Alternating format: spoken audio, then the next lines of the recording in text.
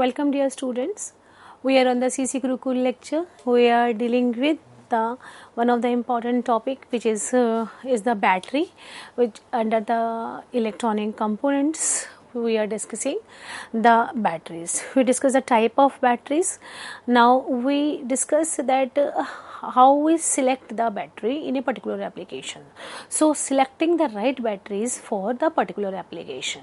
So one of the main problem hindering technology revolutions like IoT is power. Battery life affects the successful deployment of the devices that require the long battery life, and even though several power management techniques are being adopted to make the battery last longer, a compatible battery must still be selected to achieve the desired outcome. So, the selection of the right battery for the right application is a tedious task. So, there are some factors which may be considered for selecting the right type of battery for the right type of application. The first one is the energy density.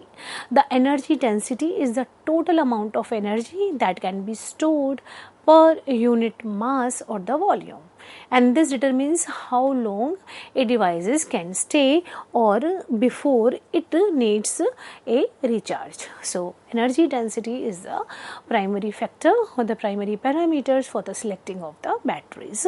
That up to the amount the battery can work. Next is the power density, the maximum rate of energy discharge per unit mass or the volume is the power density. Low power laptop, iPod, high power batteries are power tools used in the power tools. So power density is the maximum rate of energy discharge per unit mass or the volume, and that is the low power work on the laptop and iPods, and high power tools. Third one is the safety, which is important component. The important to consider temperature at which the device we are building, and the battery will work on that temperature. So at high temperature certain battery compounds will break down and can undergo the exothermic reactions. So high temperature generally reduces the performance of the most of the battery. So safety is the one of the important point on at which temperature we are working. So on that basis the batteries are decided. Fourth is the life cycle durability, the stability of the energy density and the power density of the battery with repeated cycling, charging and discharging is needed for the long battery life required by the most of the application. Cost, which is most important part of any engineering decisions you will be making. So it is important that the cost of the battery when we choose and its performance, and it will not increase the overall cost of the device or the project. Now we discuss the one by one detail the batteries. So first we discuss the lead acid battery. As you see on the screen, this battery commonly you have seen in your houses and it attached with the inverters. So what are these lead acid batteries? What this and this name, if we break the name, then it is a lead acid batteries. We will get lead and acid and the battery. Lead is the chemical element which may be Pb, which is a Pb, and atomic number is 82, and it is a soft and malleable element, and will know that the acid is used. It can donate a portion or accept an electron pair when it is reacting. So a battery which consists of lead and anhydrous plumbic acid, and sometimes wrongly it is called the lead peroxide, but it is called the lead acid batteries. These are the the batteries consist of lead and acid. That's why it is a lead acid. And what is the internal construction of this battery? You see on the screen. Here we see on the left hand side we are having a negative sign, and right hand side it is a positive sign. You are seeing the various color combinations plates here. First is the internal connections, and a plate of sponge lead, and then we are having a separator. On the left hand side we see, then the plate with the lead electrodes, then electrolyte, that is sulfur acid with water, and the last we are having a hard external casting that will make the complete lead acid batteries. You see that all are connected in series. Now, a lead acid batteries consist of plates, separator, and the electrolyte, hard plastic with the hard rubber cases that are enclosed, that are enveloped in the hard rubber cases. And in this battery, the plates are two types. One is the positive plate and second is the negative plate. The positive one consists of the lead dioxide and the negative one consists of sponge lead. And these two plates are separated by using a separator, which is an insulating material. So, in between the positive and negative plates, there is a separator, which is the insulating plate, and this is the total construction is kept in the hard plastic case with an electrolyte, and this electrolyte is the water and the sulfuric acid. Again we can say that the positive, it consists of two plates which are separated with the one separator, one positive which consists of the lead dioxide, and a negative, that is a sponge lead, and there is a separator which is insulating, and that total construction is kept into the plastic case, and we use the electrolyte here, which is water or the sulfuric acid. And the hard plastic case is one cell. When it is closed in a one cell, then it is a hard plastic, then it is a one cell. A single cell store typically 2.1 volt, and due to this reason a 12 volt lead acid batteries consist of the 6 cells and provides 6 into 2.1 volt per cell, that is 12.6 volt typically.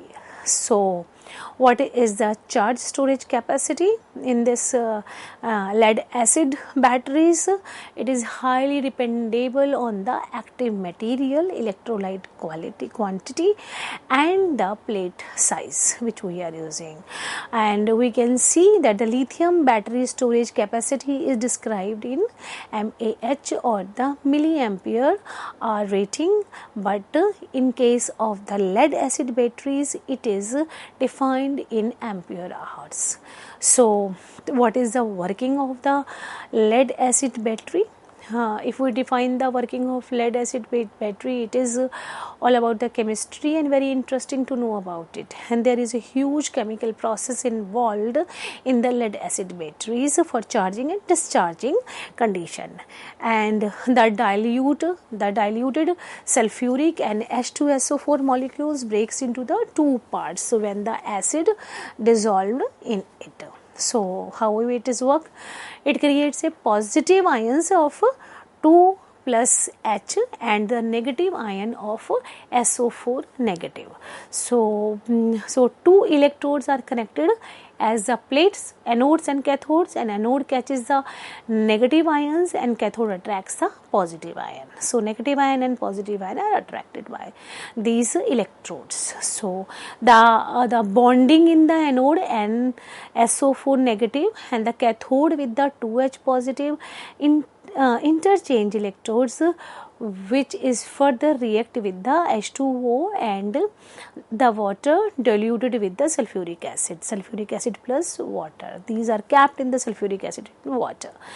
The battery has a two-state of chemical reaction, one for the charging and second for the discharging. If we talk about the lead acid battery charging, then we know that to charge a battery we need to provide a voltage greater than that of the terminal voltage. So, a charge of 12.6 volt, we applied the 13 volt, which is greater than that of the charging. So, 13 volt may be applied to charge the battery, and when we charge a battery, then a sulfuric acid molecules break into the two ions, positive ion and the negative ion. In the positive ion, they break into 2H plus, and in the negative ion, they break into SO4 negative. The hydrogen exchange electrons with the cathode and becomes the hydrogen. These hydrogen reacts with the PbSO4 in the cathode side and form a sulfuric acid H2SO4, and the lead will be ejected. On the other hand, SO4 negative exchange electrons with the anode and become radial SO4. You see on the screen that the reaction is taking place here at the cathode side. So SO4 reacts with the PbSO4 of the anode and the cathode and create the lead peroxide PbO2, that is the sulfuric and the sulfuric acid, PbO2 plus H2SO4. The energy gets stored by increasing the gravity of the sulfuric acid and increasing the cell potential voltage. So the following chemical reaction takes place at the anode and the cathode during the charging process. First, for the cathode, it is PbSO4 plus 2 electron, that is Pb plus SO4 2 negative. At the anode side, it is defined as PbSO4 plus 2H2O. Then it reacts with the water, then PbO2 plus SO4 2 negative plus 4H positive plus 2V. The combining about the two equation, the overall chemical reaction will takes place like that: 2PbSO4 2PbSO4 plus 2H2O, that is PbO2 plus Pb plus 2H2SO4, that will be ejected. Now flow of current, if it is in this direction, that is charging. This is defining the charging, that is you see H2SO4 plus H2O inside the battery, and here is separator and the lead are here, battery are attached here, just a flow of that for the charging. We apply the higher voltage as we charge 12.6, then we apply the 13 voltage to charge the battery.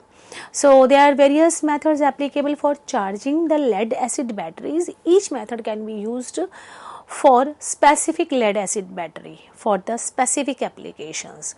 So some of the application uses constant voltage charging methods, and some application using a constant current method. Sometimes we use a constant voltage charging and sometimes we use the constant current method. It depends upon the application, whereas vertical charging also useful in the some cases. Normally the battery manufacturers provide the proper method of the charging the specific lead acid batteries. For the constant current is not typically used in the lead acid battery charging. Most common charging method used in the lead acid battery is the constant voltage charging method, which is an effective process in terms of charging time. In the full charge cycle, the charge voltage remains constant and the current gradually decreases with the increase of the battery charging level. So though sometimes we use the voltage remains constant during the constant voltage charging method, and the current gradually decreases as the battery charges level increases. So the next part is a lead acid battery discharging. In the charging, the voltage should be constant, but in the discharging again involve the chemical reaction. The sulfuric acid is in the dilute form with the typically 3:1 ratio and the water and the sulfuric acid, and this when the load are connected across the plates, the sulfuric acids again breaks into positive ion and the negative ion. Positive ion 2H plus, and in the negative ion it is a SO4. So the hydrogen ion react with the PbO2 and make PbO and the water H2O. So PbO starts reacting with the H2SO4 and it creates the PbSO4 and the H2O. right? Now you see that on the other side SO4 ion exchange electrons from the PV and that creating the radical SO4, which further creates the PB SO4 and reacting with the PV. So so we explained that the following chemical reaction takes place at anode and the cathode during the discharge process. So these reactions are exactly opposite to the charging reaction. Now you see that at cathode side and anode side, and both the reaction are combined. First at the cathode side, PbSO4 2 negative is equal to PbSO4 plus 2 negative. You see previous one, that is PbSO4 plus 2e, then it is split into Pb plus SO4.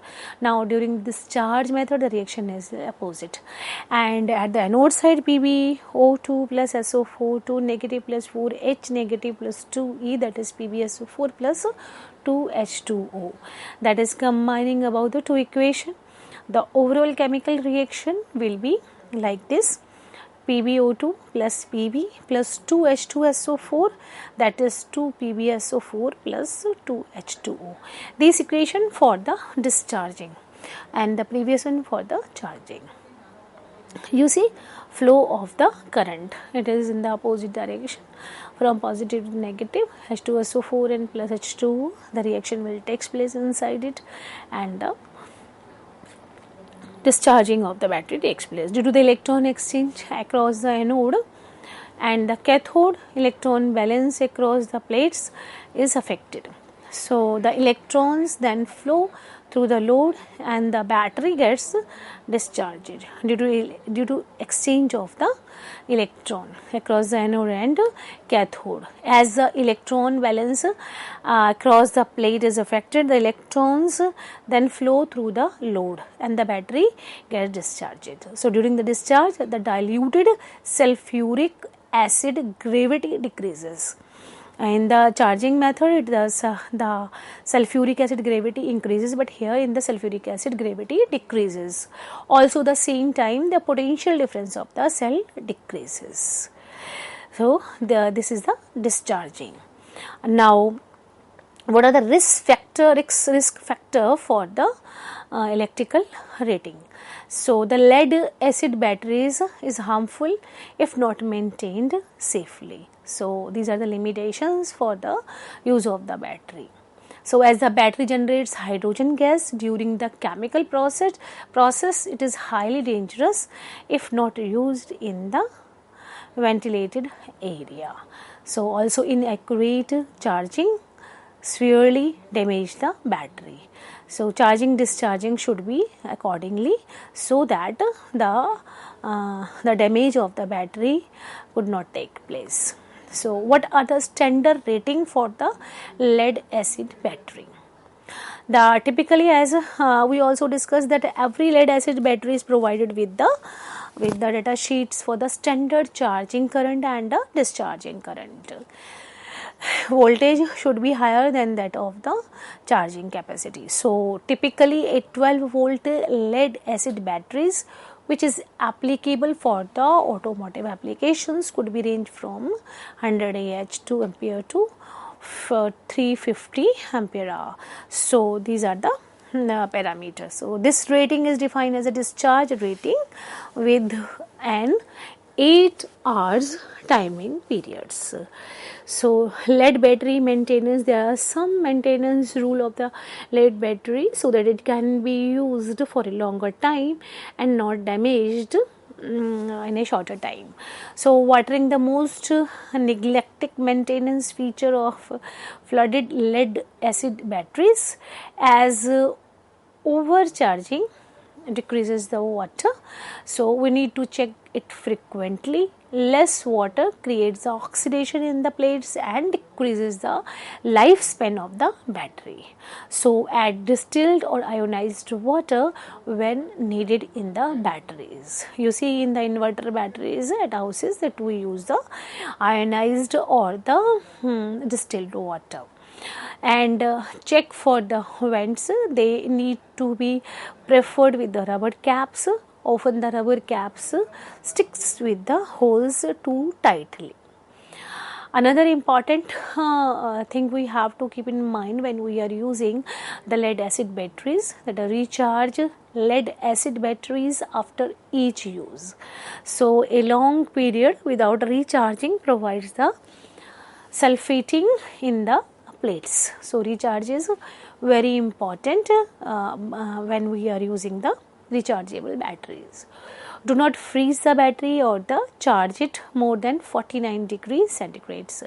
So in cold ambience, batteries need to be fully charged, as fully charged batteries are safer than that of the empty batteries in respect to the freezing. So rechargeable at the 49 degrees centigrade charge before it used there. So do not deep discharge the batteries less than 1.7 volt per cell, otherwise it is difficult to recharge it after a certain time. And another important thing is store the lead acid battery needs to be completely charged when the electrolyte needs to be drained. Then the battery will become dry and can be stored for a long time period.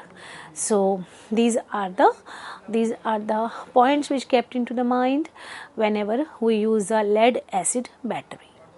Now, what are the application of lead acid batteries?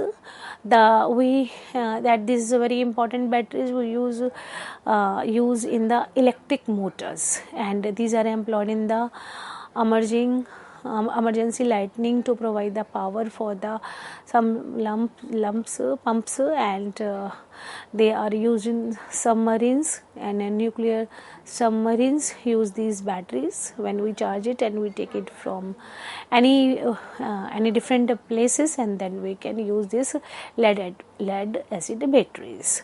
What are the different type of lead acid batteries? Here we are having mainly the categorized into 5 types, and they are explained in detail, as these are based upon its performance and its use. These are defined in number 1 type of lead acid battery is the flooded type of battery. This is a conventional engine ignition type battery and has a traction kind of the battery. Electrolyte has free movement in the cell sections, and the people who are using this type, they can accessibility for each cell, and they can add water to the cells when the battery gets dried up. Another type is the sealed type of lead acid battery, and there is a very minor changes in the flooded type of batteries. Even though the people hold no excess of each cell in the battery, in the previous one, in the flooded, each cell can be accessible, but no access to the each cell in the battery. The internal design is almost similar to that of the flooded one.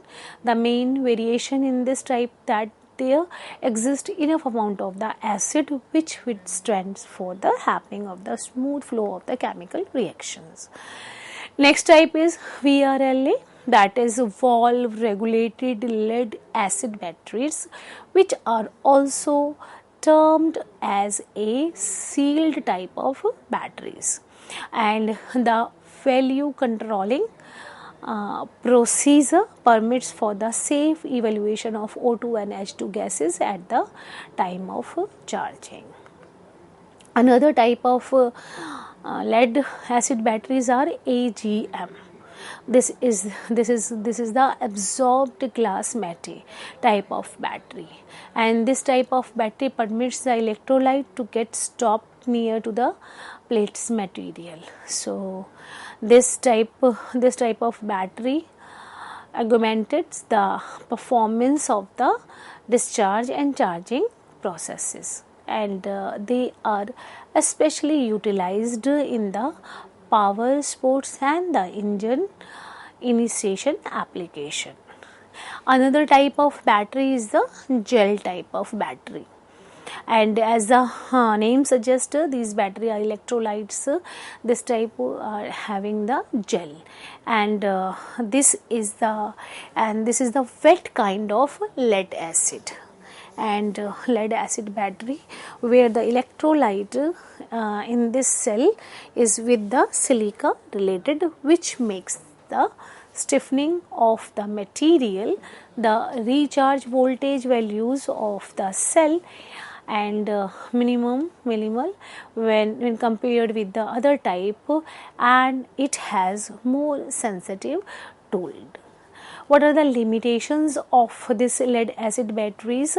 One of the disadvantages of the lead acid batteries is their dependence on the hazardous and restricted lead.